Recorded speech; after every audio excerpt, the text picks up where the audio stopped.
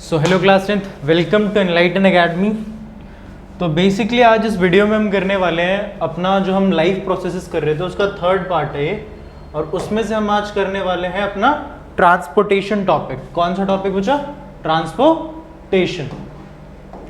इससे पहले हमने न्यूट्रिशन कर लिया और रेस्पिरेशन कर लिया, और इस वीडियो में हम समझेंगे ट्रांसपोर्टेशन को।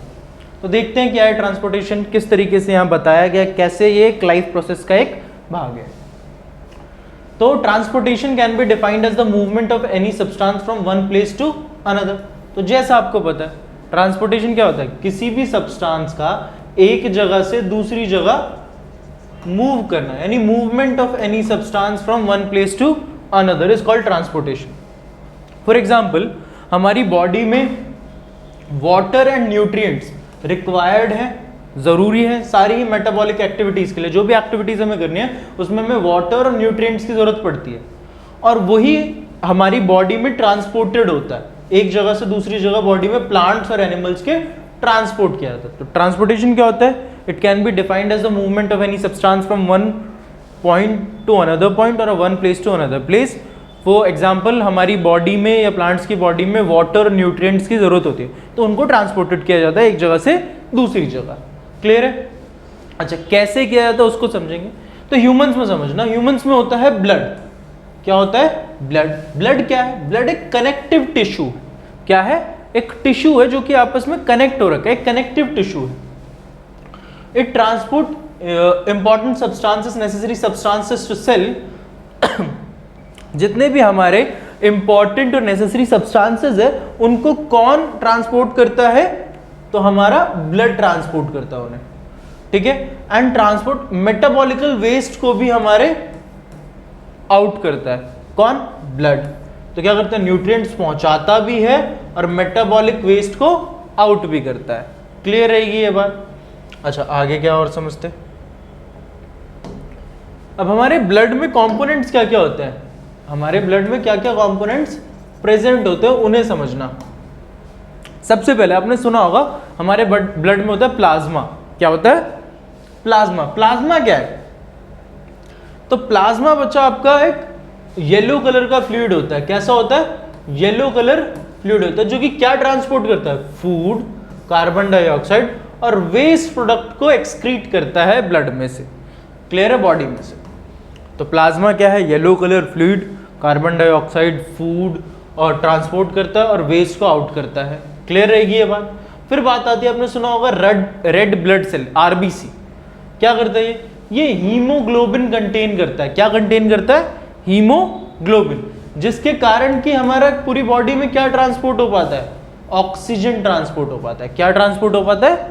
ऑक्सीजन। तो plasma yellow colour fluid food और CO2 को ट्रांसफर करता है, और जो भी वेस्ट मटेरियल होता है उसको एक्सक्रीट। आरबीसी हीमोग्लोबिन कंटेन करता है और जो कि हेल्प करता है ट्रांसपोर्टेशन ऑफ ऑक्सीजन में। अच्छा, अब दूसरा हमारा आता है प्लेटलेट्स। प्लेटलेट्स क्या करता है बच्चा? ये ब्लड क्लॉटिंग, जैसे हमारी चोट वगैरह लग गई, क्या हो गया?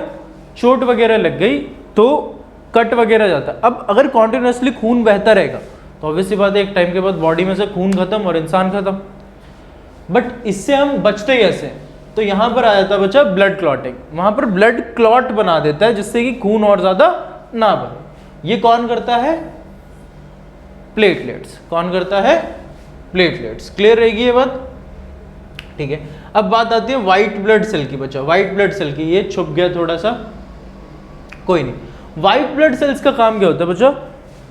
ये जो हमारी बॉडी में वायरसेस और जो जर्म बैक्टीरिया वगैरह से हमें डिसीजेस हो सकते हैं उनसे ये फाइट करता है, ये हमें इम्यूनिटी प्रोवाइड कराता है, ये उनसे फाइट करता है कि हमें जल्दी बीमार ना हो। कौन? WBC, white blood cells. कौन? White blood. क्लियर रहेगी ये बात? ठीक है। तो ये थे कंपोनेंट्स ऑफ ब्लड। आगे चलते हैं। अब ये है हमारा बच्चा ह्यूमन हार्ट। क्या है? Human heart. इसे समझेंगे किस तरीके से क्या है, जो मेनली आपके लिए कुछ चीज़ें याद रखने के लिए है। ये आपका दो पार्ट्स में डिवाइड हो रखा है बीच में वॉल से। एक साइड होता है राइट एट्रियम, फिर नीचे होता है राइट वेंट्रिकल, फिर यहाँ होता है लेफ्ट एट्रियम और यहाँ होता है लेफ्ट वेंट्रिकल। क्लियर रहेगी।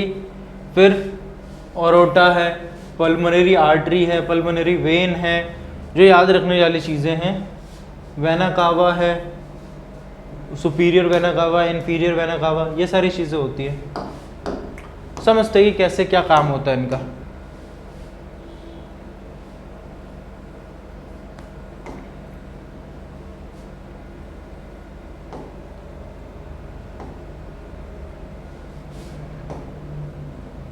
ठीक है, तो हार्ट होता क्या बच्चा? तो heart is a muscular organ. कैसा ऑर्गन है? मस्कुलर ऑर्गन है। ठीक है, दो साइड्स में सेपरेटेड होता है मस्कुलर ऑर्गन, बीच में एक वॉल टाइप से सेपरेटेड होता है। 4 चैम्बर्स बने हुए होते हैं। क्या होते हैं? 4 chambers. Left atrium, right atrium, right ventricle, left ventricle. ये जो 4 है इंपॉर्टेंट है आपके लिए। सबसे पहला मस्कुलर ऑर्गन, बीच में सेपरेटेड होता है 2 साइड्स में, 4 चैम्बर बने हुए होते हैं, left atrium, right ventricle, left ventricle. अब क्या काम किस हिसाब से करता है उसको समझते हैं। तो हाउ हार्ट वर्क्स, कि किस तरीके से वर्क करता है उसको समझना। सबसे पहले जो डीऑक्सीजनेटेड ब्लड है वो आता है कहां पर? राइट एट्रियम में। Deoxygenated blood comes from body to right atrium which then pump to your lungs by right ventricle. उसके बाद कौन इसे पंप कर देता है लंग की तरफ? Right ventricle through arteries. सबसे पहले ब्लड कहां से आया? राइट एट्रियम से। कहां से? राइट एट्रियम से। उसके बाद राइट वेंट्रिकल ने इसे पंप कर दिया towards lung with the help of arteries. अच्छा, डीऑक्सीजनेटेड ब्लड, जो ब्लड ऑक्सीजन ना कंटेन करके कार्बन डाइऑक्साइड कंटेन करे, उसे बोलते हैं deoxygenated blood. Where it drop carbon dioxide. अब यहां पे क्या करता है? लंग्स में आने के बाद कार्बन डाइऑक्साइड को ड्रॉप कर देता है और क्या कैरी कर लेता है? ऑक्सीजन कैरी कर लेता है। क्या कैरी कर लेता है? ऑक्सीजन। अब ऑक्सीजनेटेड ब्लड आता है लेफ्ट एट्रियम में। किसमें? लेफ्ट एट्रियम में। किसके थ्रू? वेन्स के थ्रू। किसके थ्रू? वेन्स के थ्रू। लेफ्ट एट्रियम में आता है और उसके बाद वेन्स क्या करते हैं? इसे पंप कर देते हैं लेफ्ट वेंट्रिकल में। ठीक है, कहां आया? वेन्स के थ्रू आ गया लेफ्ट एट्रियम में और लेफ्ट वेंट्रिकल ने पंप कर दिया इसे थ्रू ओरोटा। क्लियर है? सबसे पहले डीऑक्सीजनेटेड ब्लड कहां से आया? राइट एट्रियम में। पंप कर दिया राइट वेंट्रिकल ने किसकी तरफ? आपका लंग्स की तरफ। किसकी हेल्प से? आर्टरीज की हेल्प से। वहां पर इसने कार्बन डाइऑक्साइड को ड्रॉप किया। क्या कंटेन कर लिया? ऑक्सीजन। ऑक्सीजन कंटेन करने के बाद कहां आया? लेफ्ट एट्रियम में। कहां आ गया? लेफ्ट एट्रियम में। किसकी हेल्प से? वेन्स की हेल्प से। अब वेन्स की हेल्प से लेफ्ट एट्रियम में आया, देन पंप किया गया लेफ्ट वेंट्रिकल में। किसकी हेल्प से? ओरोटा की हेल्प से। क्लियर रहेगी ये बात? इस तरीके से हार्ट पूरा वर्क करता है। अच्छा, अब यहां पे 2 चीजें आपने सुनी होंगी, ब्लड वेसल्स 2 टाइप के। एक आपने सुना था आर्टरीज, एक सुना था आपने वेन्स। क्या काम होता है दोनों का? ये है आर्टरी, ये है वेन, कुछ इस तरीके से। ठीक है, दोनों का काम क्या होता है? सबसे पहले आर्टरीज, ये ऑक्सीजनेटेड ब्लड कैरी करते हैं। कौन सा blood? Oxygenated blood from heart to body parts. और कहां पहुंच जाते हैं? Heart to body part. सिर्फ एक आर्टरी ये काम नहीं करती और वो है पल्मोनरी आर्टरी। कौन? Pulmonary artery. क्लियर रहेगा ये बात? और ये थिक होता है, आउटर कवर जो होता है इसका थिक होता है। देखा है? थिक आउटर वॉल लिखा है, ये ऐसा होता है। क्लियर रहेगा? और इलास्टिक होता है। वहीं अगर मैं वेन्स की बात करूं तो ये कंटेन करते हैं डीऑक्सीजनेटेड ब्लड। और इनकी ये क्या करते हैं? डीऑक्सीजनेटेड ब्लड बॉडी पार्ट से हार्ट की तरफ लाते हैं।